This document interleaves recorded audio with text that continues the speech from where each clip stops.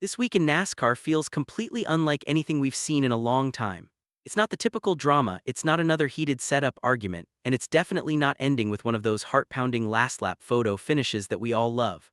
No, this is one of those rare weeks where you find yourself leaning back, shaking your head, and simply saying, wow, this actually changes everything. Right now, two entirely separate situations are unfolding at the same time, and both of them are striking the sport with real force and real consequences. One story revolves around a talented driver who desperately wants to get back behind the wheel but simply cannot do it, no matter how hard he tries. The other is a much tougher situation where NASCAR itself had to step in and draw a very firm line in the sand. But here's what makes it even more significant. Both of these stories are going to leave a major mark on the entire season. They'll affect the championship standings, create new opportunities for other drivers, and even shift the way we view certain competitors moving forward. So if you're someone who truly cares about what's happening behind the scenes in NASCAR right now, you need to hear every detail of this. And hey, real quick, this is my channel, Fast Lane News. If you're enjoying the video so far, please do me a huge favor and hit that like button, drop a comment, and share it with your fellow NASCAR friends. Your support really means the world to us and helps the channel keep growing. Now let's dive into the first story. And honestly, this one just hurts to talk about as a longtime fan. We're talking about Alex Bowman. What began as a relatively small concern has now developed into something far more serious than anyone expected. He's not just missing one race or even two. He's now officially confirmed to miss 3 additional NASCAR Cup Series races: Darlington, Martinsville, and Bristol. Let that really sink in for a moment. When you combine those upcoming races with the ones he has already missed, we're looking at a driver who could potentially be sidelined for at least 6 full weeks. 6 weeks. And here's the part that makes this situation especially scary. This isn't the result of a hard crash. It's not a broken bone or a typical injury from contact on the track. It's vertigo. At first glance, vertigo might not sound like the most dramatic issue, but if you've ever dealt with it personally or even read deeply about it, you understand just how debilitating and serious it can be. We're talking about intense dizziness, disorientation, and a complete loss of balance. There is simply no safe way for anyone to drive a Cup Series car at full racing speed when experiencing those symptoms. Zero chance, it would be incredibly dangerous. This is exactly why things have taken such a cautious turn. Hendrick Motorsports has made one thing crystal clear: they are not rushing Alex Bowman back into the car under any circumstances, and that single statement tells you everything you need to know about the gravity of the situation. This is no longer about trying to salvage a season. This is about protecting the driver himself. Because in this unforgiving sport, anything less than 100% readiness can lead to serious, even life-altering consequences. With the Easter off weekend arriving right after Martinsville, the earliest realistic return date for Bowman would be the race at Kansas on April 19th. But even that date is far from guaranteed. So in the best-case scenario, he's looking at being out of the car for well over a month. In reality, it could stretch even longer depending on how his recovery progresses. Now let's talk about the real impact, because this is where it truly hits hard. Currently, Alex Bowman sits 36th in the Cup Series standings, already trailing 94 points behind the playoff cut line. I'll be completely straight with you. His chances of making the playoffs this year are extremely slim at this point. But here's the important catch: that playoff picture isn't even the main priority anymore. Not for Hendrick Motorsports, not for his team, and honestly not for the fans who truly understand what's at stake. This is about his health, plain and simple. We've seen far too many times what happens when drivers try to push through injuries or conditions they shouldn't. In Bowman's case, vertigo is one of those issues where even the slightest trace remaining could make getting back in the car an unacceptable risk. As frustrating as this entire situation is, especially for a driver in the iconic number 48 car, a team with such high championship expectations, you'd still much rather see him sit out and fully recover than watch him rush back and potentially make things far worse. But let's be real about it. His absence creates a massive gap in the lineup. It shakes up the entire organization and leaves you genuinely feeling for the driver, because you know deep down he wants nothing more than to be out there racing every single weekend.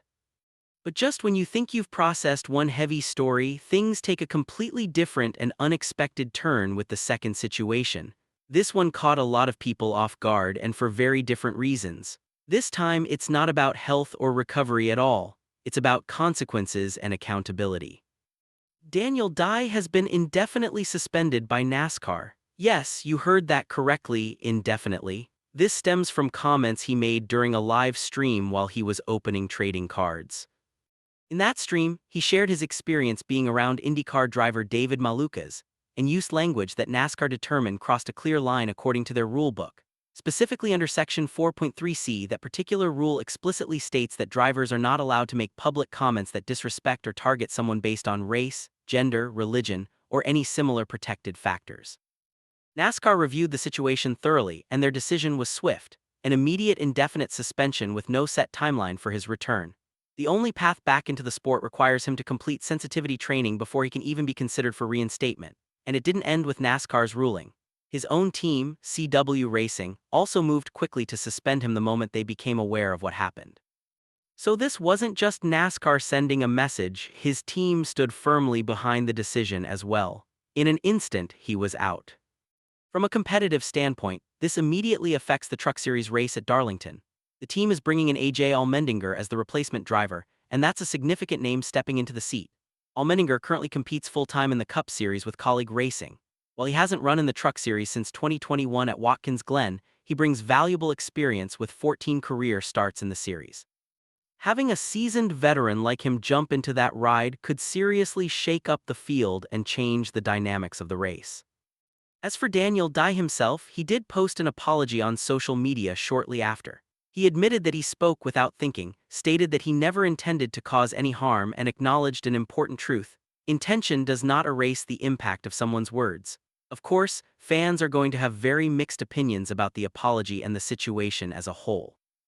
But regardless of how anyone feels personally, NASCAR has drawn a very firm line and made its position on this type of conduct unmistakably clear. Looking at his season so far, Daniel Dye currently sits 13th in the Truck Series standings, already 88 points behind the leader, Chandler Smith.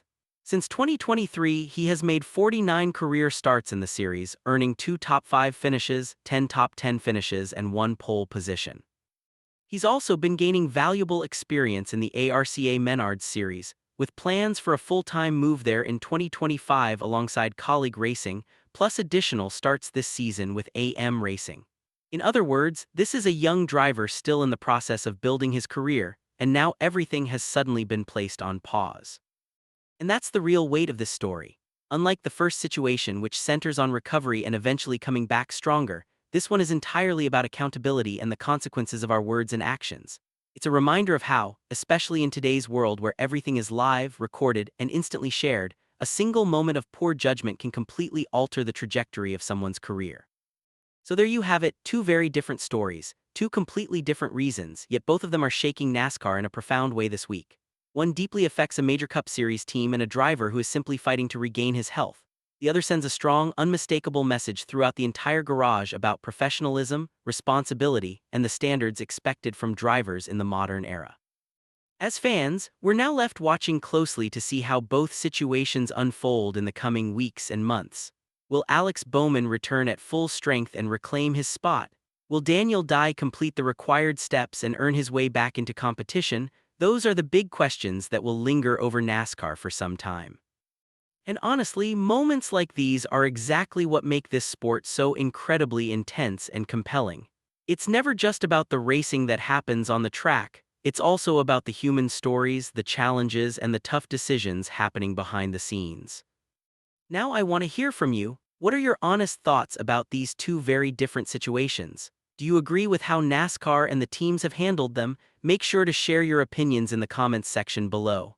I know this topic is going to spark some strong and passionate discussions, and I'm looking forward to reading them.